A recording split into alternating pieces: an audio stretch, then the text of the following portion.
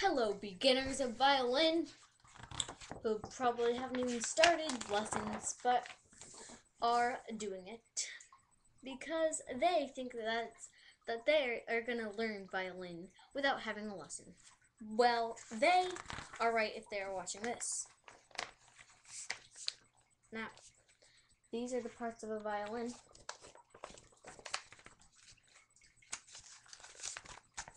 This right here, the two things in the middle are called F-holes. Can you say that? F-holes. Those will help the music flow out of the violin. Now, there's something called the scroll. It's at the tippity top of your violin. I'll show you the picture. It's right there. The most tippity top of it. It kind of looks like a scroll. There's also something called the bridge. The bridge holds your string up so you can play better. This is the bridge. The bridge also right here. The bridge also sometimes with beginner violins, if you are renting them, tells you what strings they are.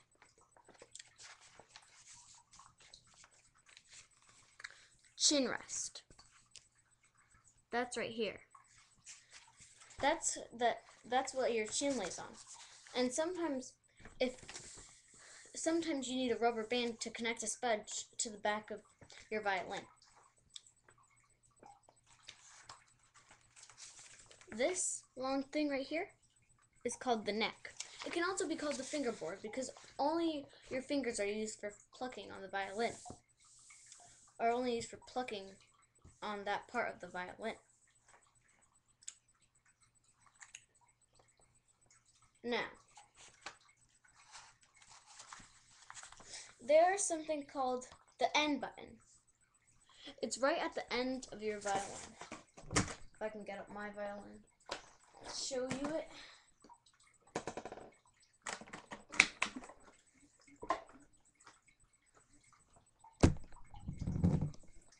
Now, you have to be very careful with some violins. It's right there. It's what you can connect your rubber band to or make it stand up better. But never stand it up without your hands on it because that would end up a mess. And your parents would probably get mad at you. Or if it's rented, uh-oh, look who's playing the money now. So, and this are called the pegs. And these are called the fine tuners right here. Now, there are a lot of parts to the violin. There are so many parts that I can't even tell you. So let's get on with the violin. Let's talk about care of the instrument.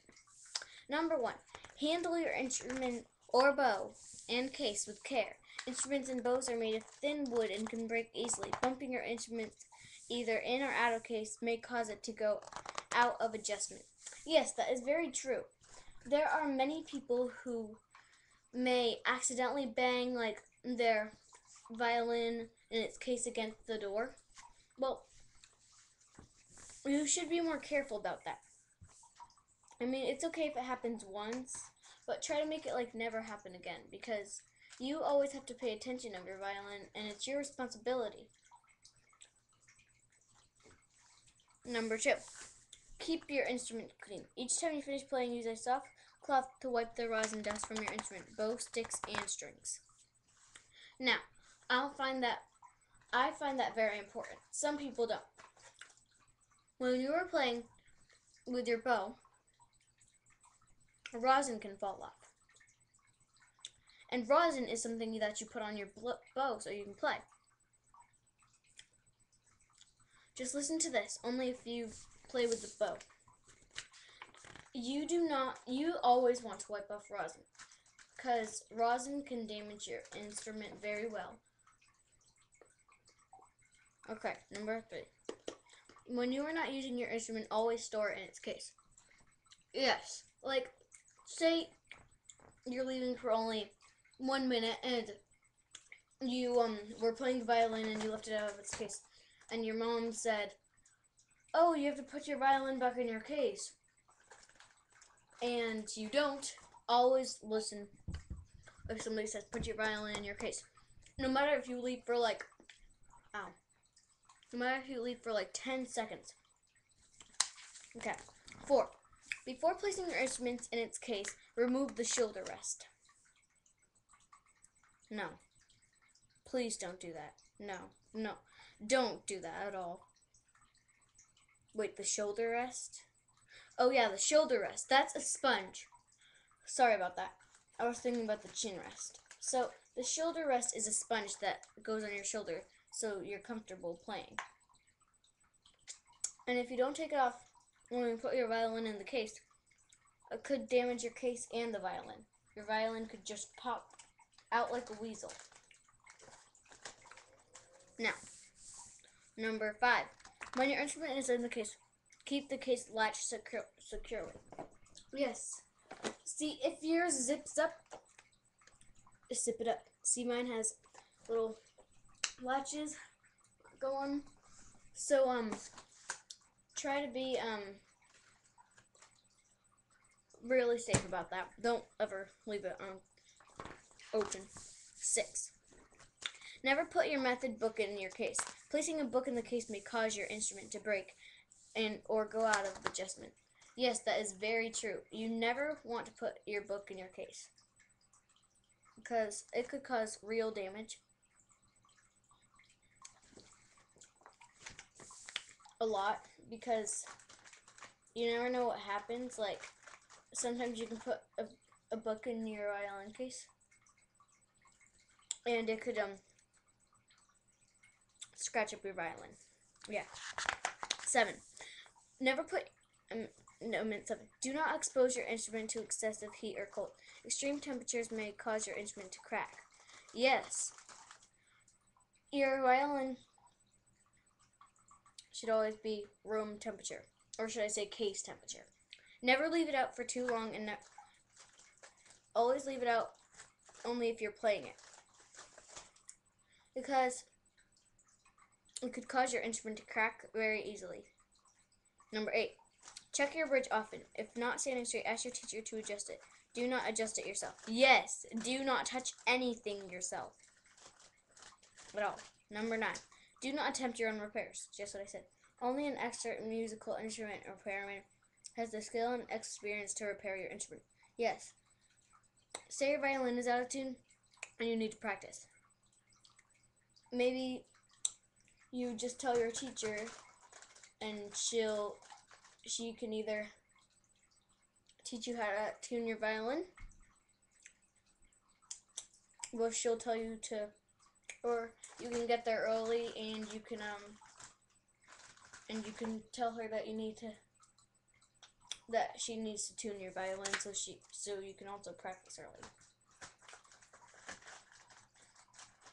Okay, number 10.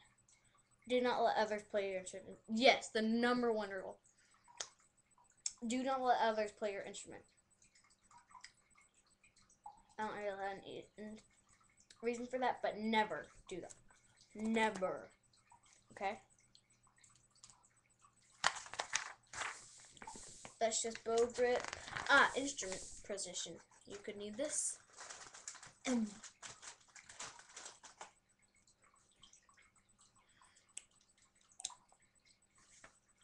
Okay. No, you don't really need that. Now, do you know all your fingers? 1, 2, 3, and 4? Of course you don't. Nobody figures out 4 on the first day.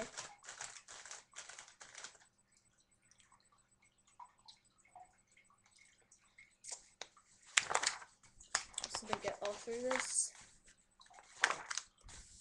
Now, starting by note. A quarter note has 1 beat. What do you think a half note has? Exactly, 2 beats. So that means when you're playing and you get to a note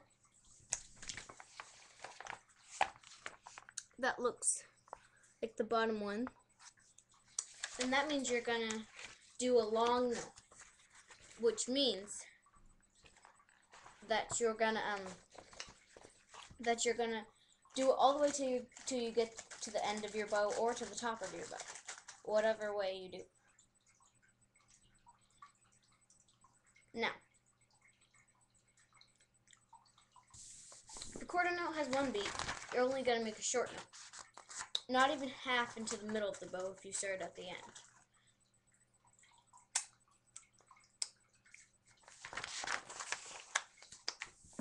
So let's talk about D string. How D string is just so wonderful to hear. Done. It's not too high and it's not too low. The wonderful glory of D string.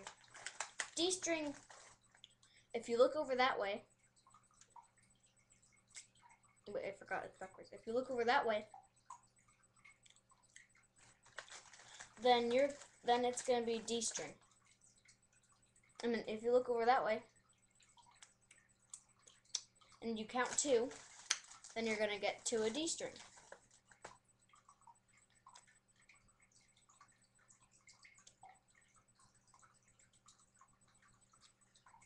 Sorry. So the second string, if you look that way. So if you look this way,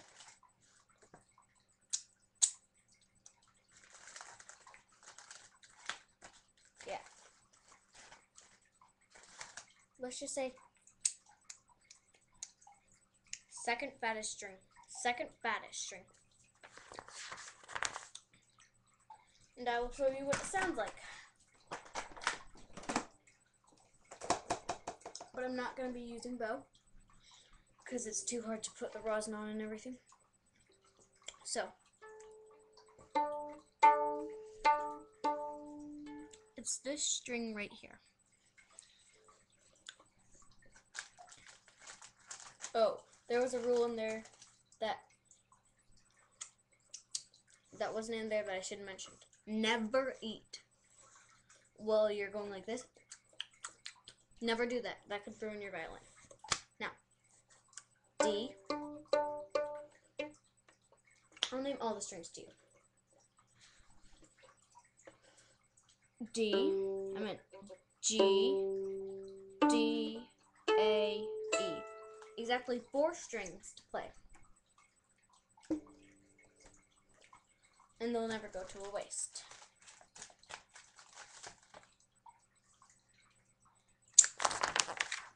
So that's all I can teach you for beginners. There's no note reading or anything. I don't want to disappoint your teachers. And if your teachers ask how you know all this stuff, just say Novacoconuts taught me. And if they have no idea what they're talking about, say it's a YouTube channel. Goodbye.